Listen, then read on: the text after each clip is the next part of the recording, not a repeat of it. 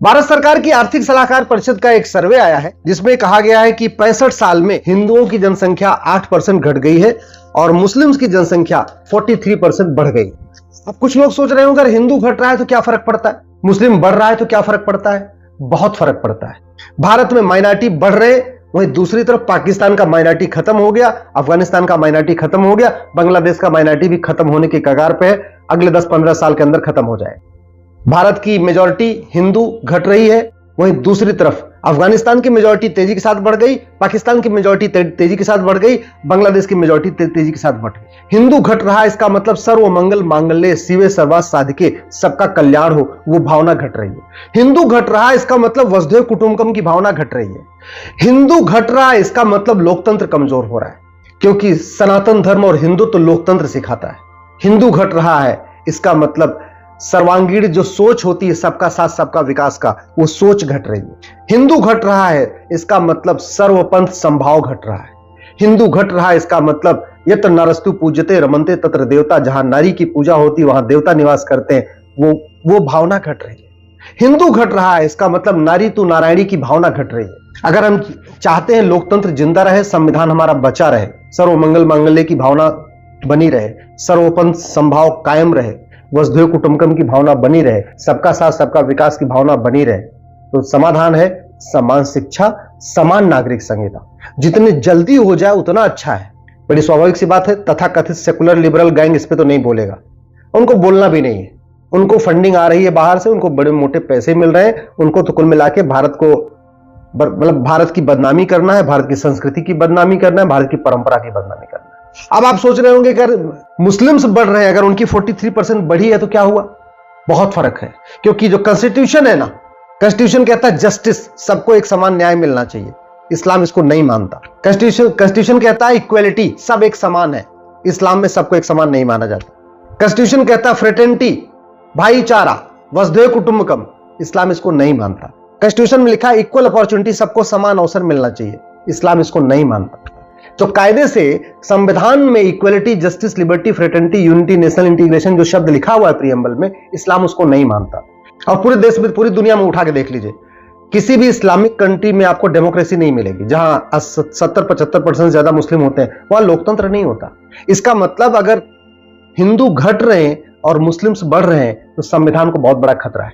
जहां 70-75% ज्यादा मुस्लिम होते हैं वहां सेकुलरिज्म नहीं होता। जहां 70-75% ज्यादा मुस्लिम होते हैं वहां इस्लामी व शरिया लागू होता है।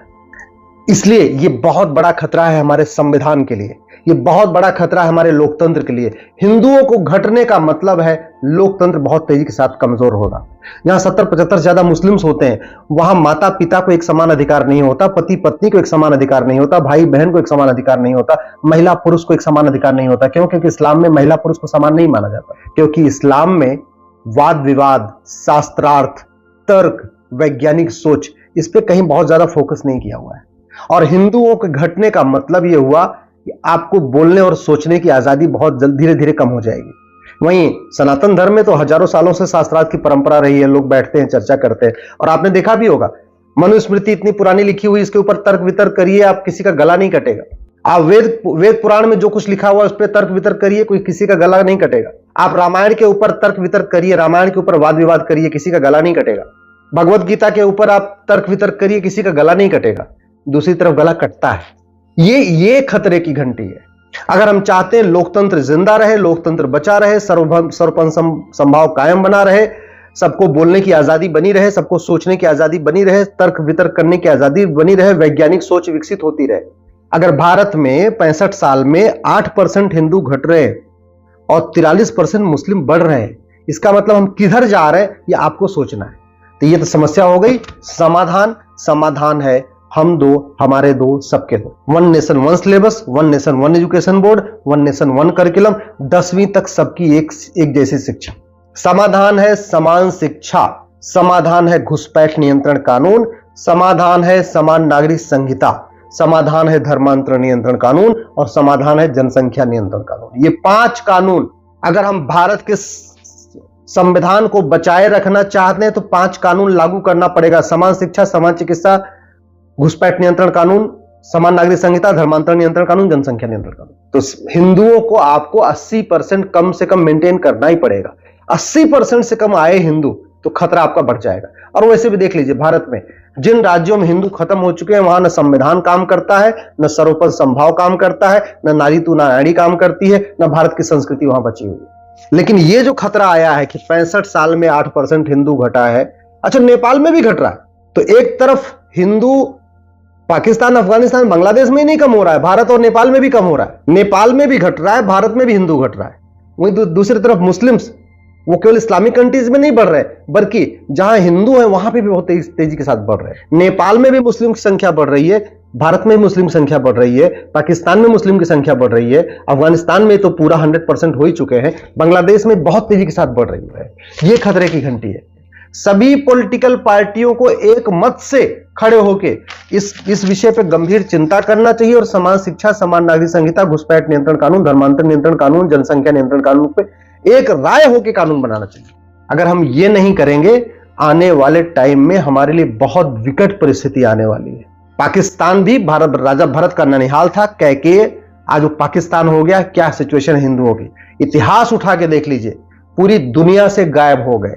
पूर्वी बंगाल बांग्लादेश बन चुका है, पश्चिम बंगाल की क्या हालत है, केरल की क्या हालत है, कश्मीर की क्या हालत है, नागालैंड की क्या हालत है, मेघालय की क्या हालत है, अरुणाचल की डेमोग्राफी बदल रही है, मणिपुर की डेमोग्राफी बदल रही है। इतिहास उठा के देख लीजिए, 1805 में अफगानिस्तान में प्रधानमंत्री थे पंडित नंदराम टिक्कू। आज अफगानिस्तान कहां है, कहां नहीं बदल रही है। उत्तर प्रदेश के 80 जिलों में से 20 जिलों की डेमोग्राफी बदल चुकी है, बाकी छोड़ दी। नागालैंड की हालत देख लीजिए आप, आपके मणिपुर में क्या हो रहा है आप देख ही रहे, जहां जहां। और वैसे भी केरल में क्या सिचुएशन आप देख लीजिए, मेघालय की हालत देख लीजिए, लक्षद्वीप की हालत देख लीजिए, कश्मीर की हालत देख लीजिए। बॉर्डर पे जो 300 तहसीलें हैं, उन 300 की डेमोग्राफी बदल चुकी है। तो अगर अभी वर्तमान परिस्थितियों में हम 9 राज्यों में खत्म हो चुके हैं, डिस्ट्रिक्ट के हिसाब से 800 जिलों में से 200 जिलों में खत्म हो चुके हैं, यानी 25% जिलों में खत्म हो चुके हैं। तहसील के हिसाब से 6000 तहसीलों में 1500 तहसीलों में खत्म हो चुके हैं। इस पे तत्काल अगर सरकार ने चिंता नहीं किया, और सरकार क्यों, सभी पॉलिटिकल पार्टियों को चिंता करना चाहिए, क्योंकि ये बात संविधान की है। संविधान को सबसे बड़ा खतरा धर्मांतरण से है, संविधान को सबसे बड़ा खतरा घुसपैठ से है, संविधान को सबसे बड़ा खतरा जनसंख्या विस्फोट से है। अगर इन तीनों के खिलाफ कठोर कानून नहीं बनाया तो ये संविधान खत्म हो जाएगा, लोकतंत्र खत्म हो जाएगा, फिर चिल्लाते रहेंगे बाद में लोग। और कमजोर कानून से बात नहीं बनेगी। घुसपैठ तब रुकेगी जो लोग घूस लेके आधार बनाते हैं, राशन कार्ड बनाते हैं, ड्राइविंग लाइसेंस बनाते हैं, बर्थ सर्टिफिकेट बनाते हैं, वोटर आईडी बनाते हैं, जैसे भी मदद करते हैं।